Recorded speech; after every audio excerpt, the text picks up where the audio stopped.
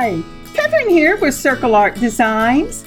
Today we will be working on Project 1 from our Bargain Bead Box series for August. This one will be a UnaKite beaded necklace. I love this Woodland Whimsy collection. The colors just call to my heart of fall and cooler weather. So let's gather up our supplies and get started. So when I first opened the box and saw these beautiful UnaKite and brass faceted round links, they just screamed necklace to me, and fall and the beauty of the leaves changing, and so that's what we're doing. Next from the box, we will be using our 7mm leaf spacer beads. These are such a beautiful gold. I cannot even tell you the shine. My camera does not pick it up well enough. And then we have some olive shimmer 8mm faceted crystal coin beads. These are a more flat bead because it's a coin bead, but they are just amazing.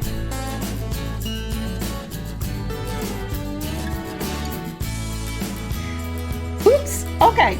Next, I have the 8mm UnaKite round beads. You know what? Just like the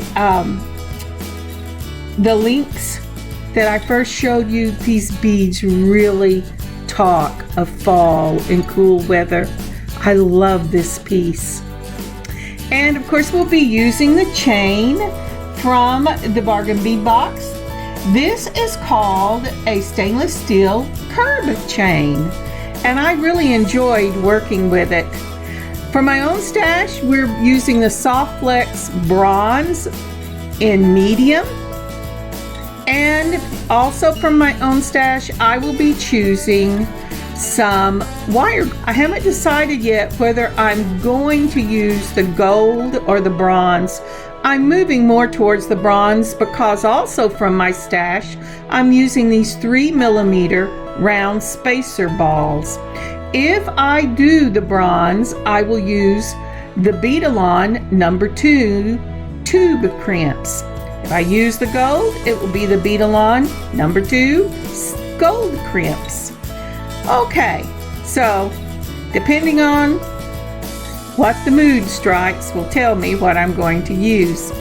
Now for tools, I will be using 2 pairs of pliers and my wire cutters, and I'm going to use the looper because the second part of this will be chain links. But now, as we get started, here comes the decision time. I think I'm going to go ahead and use that bronze color because I really like the metallic Soft Flex wire I'm using. And even though it will only show on the wire guard for this section, I think that's what I'm going to use. So let's pull out our crimps and our wire guards and get started. So to get started, I'm first putting on my crimp, and then I'm putting on my wire guard. It goes through the loop on one side, around the U, and down the loop on the other side. I always do the first side before I cut my wire. Now I am going to pull up my crimp as soon as my fingers decide to hit that little hole, because I want that crimp to be real close to my wire guard. And then I'm going to separate the wires, and I'm going to pull my crimping tool. You need a crimping tool for this because if you mash the wires down, you take a chance that it will not hold, especially when you're using gemstones. So I would suggest a crimping tool is a great investment. When you do this, you're going to start at the back. You're going to put it in the hole at the back. It will make a little M when you mash these handles down together. See that? I love those little M's. And when you check that little M, make sure there's a wire coming out of both sides of that little M. Then move it to the circle in the front. and turn it a little bit and mash that little M together. If you've done it correctly, it should make the sides of the M come together.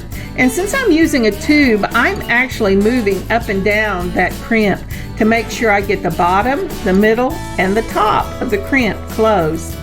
Now see how it pushes that little M together? It's kind of hard to see on this color, but it really does. And on the other end, it shows better. And then it makes the tube look on the other side.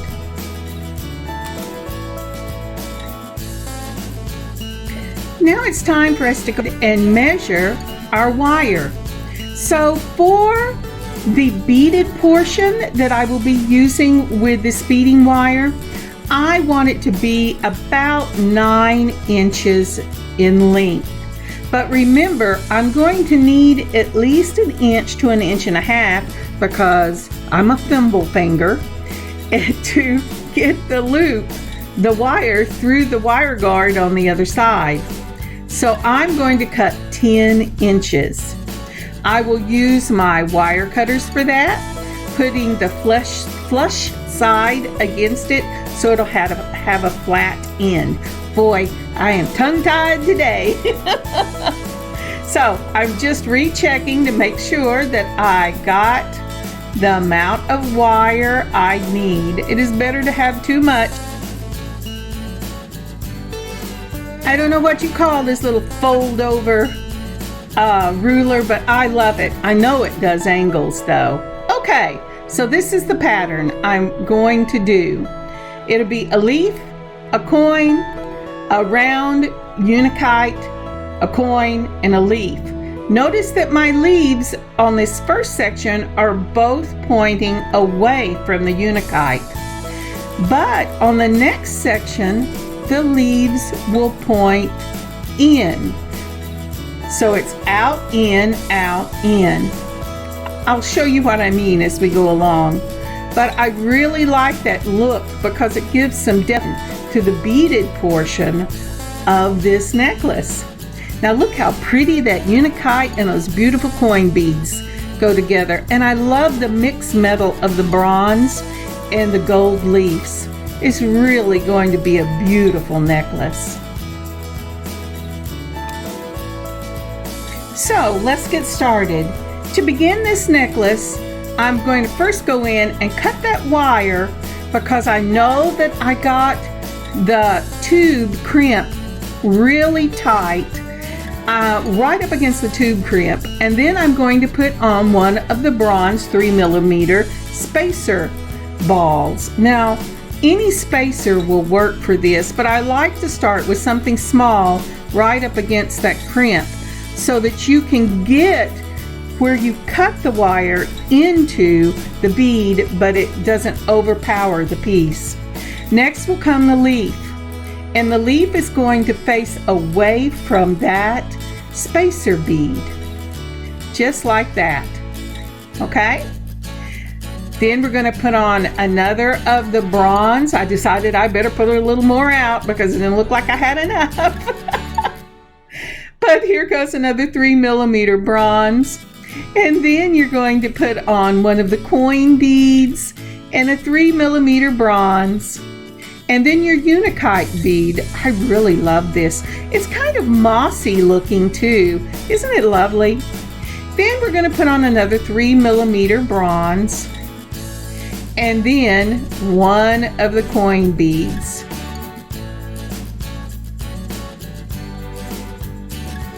I want to thank you for putting up with my shaking hands. I would do something about it if I could, but I really love making jewelry. And you know, just because you have a problem, don't let it stop you from doing the things you love. So now whenever I put on that leaf, I'm putting the point in. So if you'll notice on this first section, both points of the leaves point in towards the beads. Now we're going to start with another 3mm and our coin bead. Oh, can you see the facets on that? I had never seen small coin beads like this. They're lovely. A 3mm spacer again, and then your UnaKite. And this one I picked out more red than I did in the first one, or orange. Then your spacer bead, your coin bead, your spacer bead, and now the leaf. Look at the way the leaf is pointing from your last leaf. Turn your leaf around that you're adding to point the opposite way. So this time the end will go in first. So that makes a unit of the leaves pointing inward and the leaves pointing outward, depending on the way you're looking at it. Then we're going to go ahead and we're going to put on another of the 3mm spacer beads. I really like this bronze. You know, I don't think I'd ever even opened it before. And the coin bead and a spacer bead and your UnaKite bead. Boy, I love that word. I didn't even know how to pronounce it. I had to look it up. Just look at the colors in that UnaKite. I love it. And then another of the spacer beads. And then you're going to continue with a coin bead and a spacer. And now it's time to decide, which way am I turning that leaf? Look at the leaf that you last put on and turn it the opposite direction. So this leaf is pointing in. You want the other one to point in so that you have a unit. So it will be in, out, out. Isn't that fun? I just love this look. It really gives some definition to the different sections in the beads. Putting them all the same is beautiful, but I'm a section kind of person. If you've watched me for any length of time, you know I very seldom, if ever, leave it in a long strip. I'm always dividing it in sections in some way or the other. Now we're going to continue on until we get this whole piece beaded. So whatever length you're looking for in this first little section of the bead strip, if you begin with those gold leaves with the small points pointing in towards the beads, the section you end on also needs to be pointing in towards the beads. If you started out with your leaves pointing away from the beads in that first little section, then the beads you end with, the section you end with, needs to have the leaves also pointing out. Because if you start with a pointing in and you end with a pointing out, it will look like you stopped before you were finished. So that's just something to keep in mind when you're looking at the length for this beaded section in the middle of your necklace. So let's speed this little section up till we get to the very end. And while we're speeding along at a dizzying pace, would you take a moment and hit the like button and leave a comment, please? It would be much appreciated. Thank you so much. You don't know how much it means to me whenever I see the comments in the section. Thank you again. So I have checked to make sure that I ended with pointing in leaves, and it's time to add the last 3mm spacer bead and our tube crimp. And now I'm going to run my wire through one side of the wire guard around the U and down the other side. Now I'm going to put it through the crimp and through that 3mm spacer ball. Remember, we put the spacer ball over where we cut at the last time, and we're going to do the same thing on this end. Now I put my straight nose pliers into the wire guard, especially on this at this side. Now I have to tell you, my hands are wiggling around and I'm having trouble. I'm going to go to the right. I pull better with the left anyway. And then I'm going to take the little tail and I'm going to pull it tight up against that leaf. And I check to make sure that they both look about the same on each end. And now I'm making sure I didn't get it so tight that it isn't flexible. You want your necklace to move around. So putting it in the back of the crimpers, I'm going to make that M just like we did at the other side. And I'm going to move it up and down to make sure I crimped it all the way. Make a half turn, put it in the front, and then I'm going to mash that M together. I'm going to give a little tug on it to make sure it really did hold together, and then I'm going to crimp with the flush side, not crimp, I'm going to cut the wire with the flush side of the wire cutter up against the 3mm. And there you have it. That is the middle section of our necklace. Isn't that lovely? Yes, now you can see my dirty space. Sorry, I have one little table I work on, stuff is everywhere. Okay, on to the chain. I'm going to go ahead and pull out the chain and then some more beads because I had just laid out enough to do the first section of the necklace. But the second section of this necklace, I'm going to make some components that will be joined together with small links of chain. So I'm going to be using the same beads that I used in the first section. I will also need some head pins, but I'm going to use eye pins. That way I only have to make one circle. I'm going to use my loopers, my small loopers, so I will get a circle on one side that is the same as the circle and the eye pins that I bought. And these are my loopers. I love these loopers. These are one of the first things I bought when I saw them on YouTube. I went, oh yeah.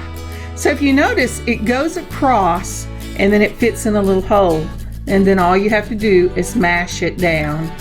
So we're going to start out with a 3mm bead, and then our coin bead, and another of your 3mm spacers, and then one of the UnaKites. Now here I'm trying to decide, do I want just a small one, or am I going to go ahead and make a larger piece?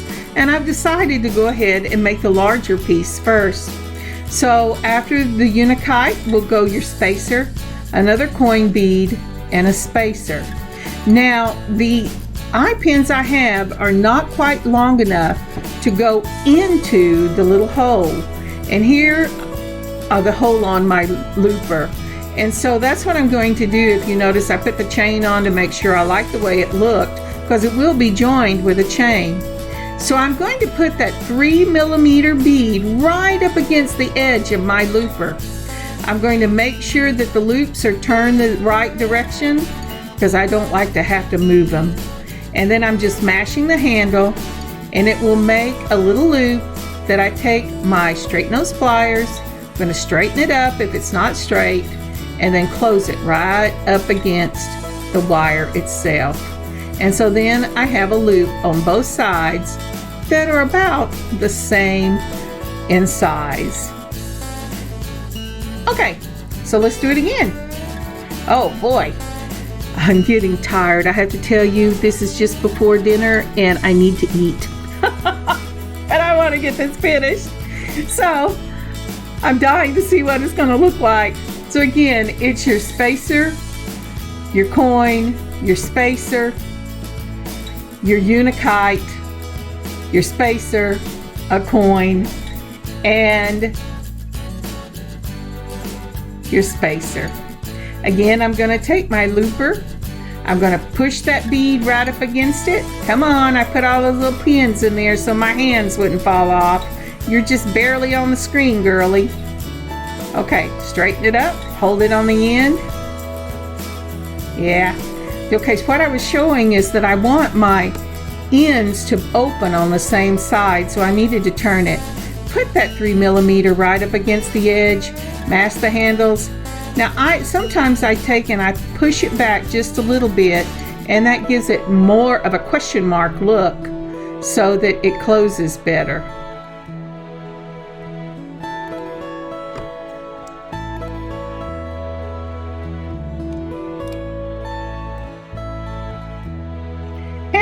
Voila! I've got it closed. All right, so I've made 2 of these components, but I want to add something a little different on either end of these components. So taking another eye pin, I'm going to put on the 3mm spacer, a leaf, and a coin bead. Oh, I forgot my spacer.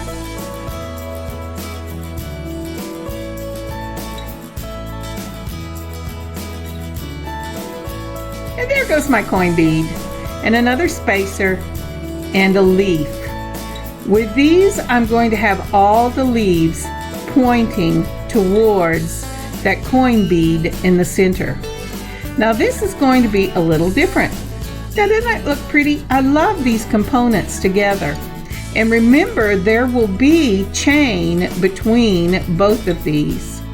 So I'm going to go ahead using my looper again, making sure I push that bead right up against the end and hold it tight. Oh, I forgot to change and make sure that, okay, let's try this again. And hold it tight, and then we're gonna push it down. We're gonna turn it just a little bit, and it will make a beautiful little loop. Use your straight nose pliers and just make sure that that loop touches the wire. And there you have it. So I am going to make component, we're going to call the coin component 2, and component 1 will have the UnaKite. So component 2, chain, component 1, chain, component 2. So let's make this one more time. Again, we have the 3mm, we have the leaf, the 3mm, the coin, the 3mm, the leaf, and the 3mm.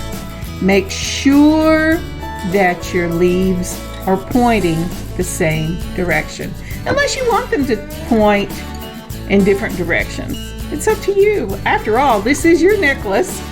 Okay, so making sure the loop is the right direction, I'm going to put it in the looper, mashing the bead right up against it, and I'm going to mash down, I'm going to turn, and then I am going to take my straight nose pliers, and I'm going to make sure that the wire touches. And it's just that simple. So this is what it is going to look like. We'll need the same pattern on the other side. So I have already made the UnaKite. Remember, I showed you that twice. So now we need 2 more of these. And here we have it. That's the magic of the video. Okay, so I stopped it because this is already a long video. So now we need chain. I use so now a lot, don't I? Sorry about that.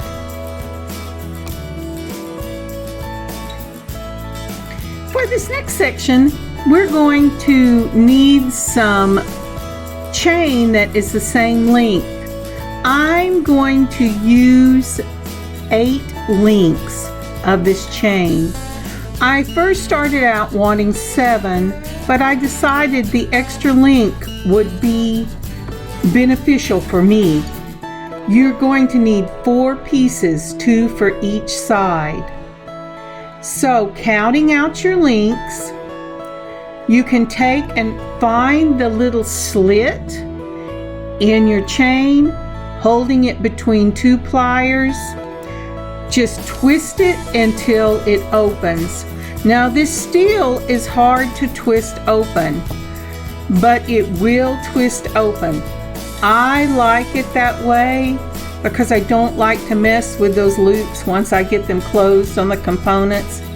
But you could just as easily cut this with a pair of your wire cutters and then open up the loop on your component and put it on the chain.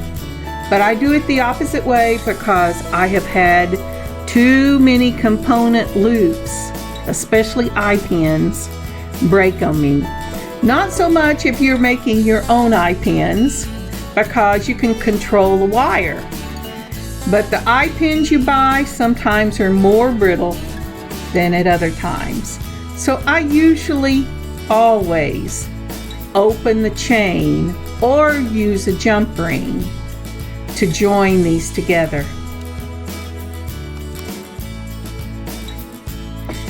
So once you have your little sections of chain, you're going to open up one end of the chain and you're going to put it to one end of component 2. Decide which end of your first component 2 you want to be next to the beaded section we finished earlier. Then go to the opposite end and put on the chain, because we will be using a jump ring on that section to put on the beaded section we did at first. Once you get it on, go ahead and just close it up. And as you can see, I've joined component 2, chain, and component 1. We're going to do the same thing again. Now, to tell you the truth, it would be easier for you to just cut all of your little chains at the same time or open all your little chains at the same time, but that wasn't what I chose to do. I could have done that off screen and this would have been shorter, but that wasn't what I chose to do. So I'm counting out my 8 little rings or links, and then I'm going to grab it with my pliers. I'm going to hold it just like I would a jump ring, and I'm going to twist. Now I believe that this is probably soldered, but I have to tell you, I have a hard time cutting the stainless steel because it is such good quality. So I just keep moving it till I get that to come off. Then deciding which end I'm going to do, I open up the little link, I add my component, and that's what I'm doing now. There you go, my hands have come back. And then I'm going to close it up just like it was a jump ring. And just like jump rings, you want to make sure that this component closes well. Because remember, we've rocked that back and forth till we got it to open. Again, you could just cut it and use jump rings to join these, but I really like the look of the chain joining the components. I think it gives it a more professional look. Isn't that nice? Okay, now then I have to get it on the other side. So once I do that, I'm going to go do the other side, and when those are finished, we'll go back. Here we are. Boy, I didn't even get to finish talking. We're going to go back, and we're going to put on that first beaded section.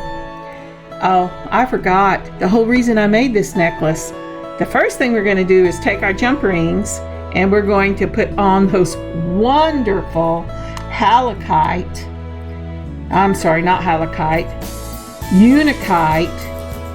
Faceted Round Links.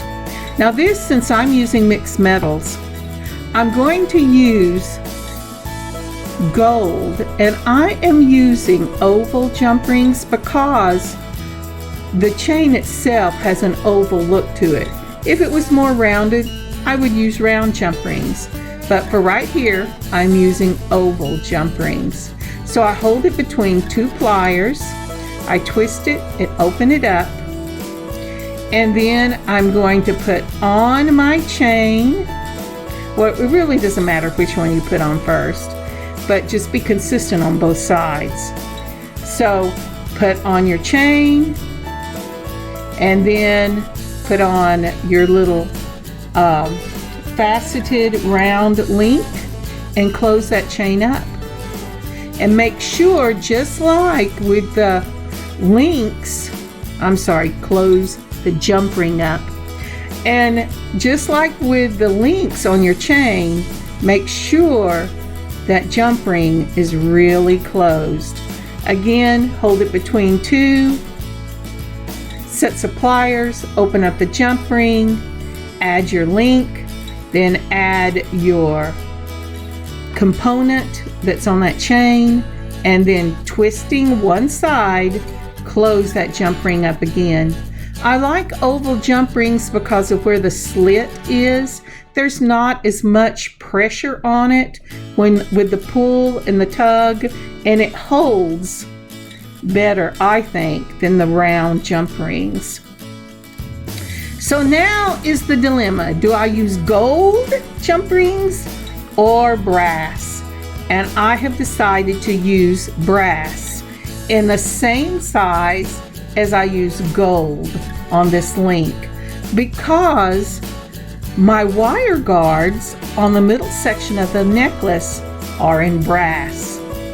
So I'm going to go ahead and twist, open it up.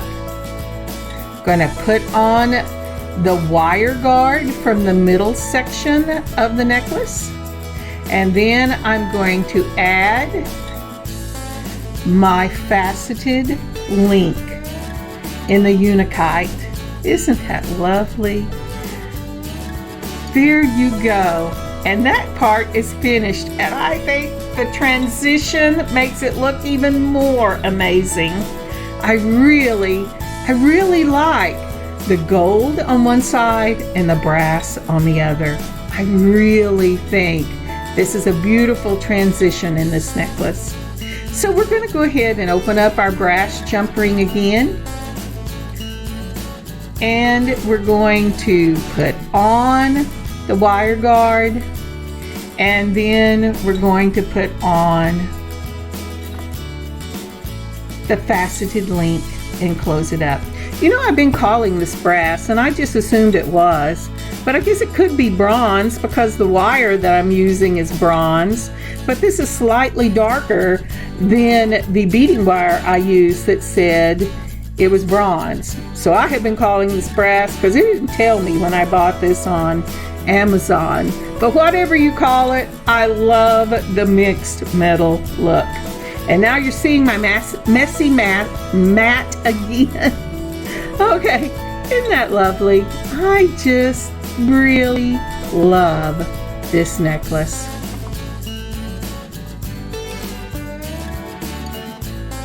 So, if you are doing the exact same thing I'm doing with the beads I'm using and the spacers, my necklace right now is running between 23 and 24 inches. But I don't want my beads in the back. I just don't like hiding these lovely beads in the back. So I am going to add chain to this, because what I really had in mind was a long necklace. I love that long boho or flapper look of ages gone by. I think it really draws the eye downward and gives length to the body, and as a short woman, that's important to me. So I'm going to make this a full 30 inches. So at 24, I need to add 6 inches, which makes 3 inches on either side. So taking the same chain, I'm going to cut 2 3-inch sections of chain to add. That will also bring the necklace out past the back of my neck, so you'll be able to see all the lovely beadwork.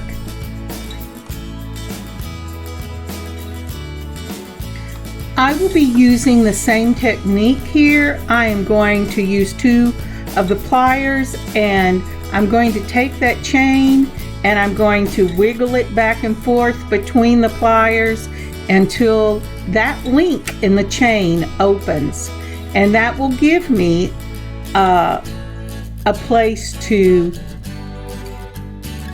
join it to my necklace. Now this is the deal. I dropped it. I couldn't believe I dropped it, but I'm counting this thing out, and I'm taking my 3 and I'm opening it up again, and then I will do the same thing so that I will get 2 chains. Now, one of the really neat things about this little ruler is that it has this little groove in it, and my chains will fit right in there. I'm counting to make sure I have the right amount, but I can just put that right up against the one I've already cut and put a pin in it and catch it, and now I have exactly where I need to open the next one. Isn't that cool? If anybody knows what these little fold-out rulers are with the little dial on it that gives you the angle for right angles and things like that, I can't think of the word right now. Leave it in the comment below. I'd love to know what this is. I bought it on a clearance, an after-school clearance, and I hold on it for dear life. So as I've been chit-chatting, I've managed to put one 3-inch piece on one side and one 3-inch piece on the other side. I used the link to join it to the necklace, just like I have further down the line with all the components. But to put on the clasp, I am going to use round jump rings. I'm going to use a lobster claw clasp and a small round jump ring for the lobster claw clasp.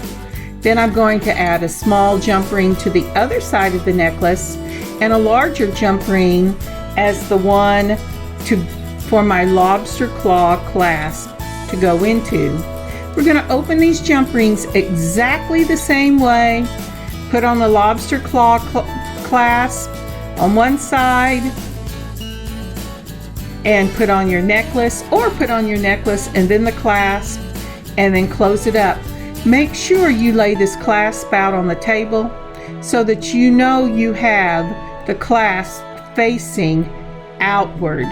Or especially in the beginning, I got them upside down a lot.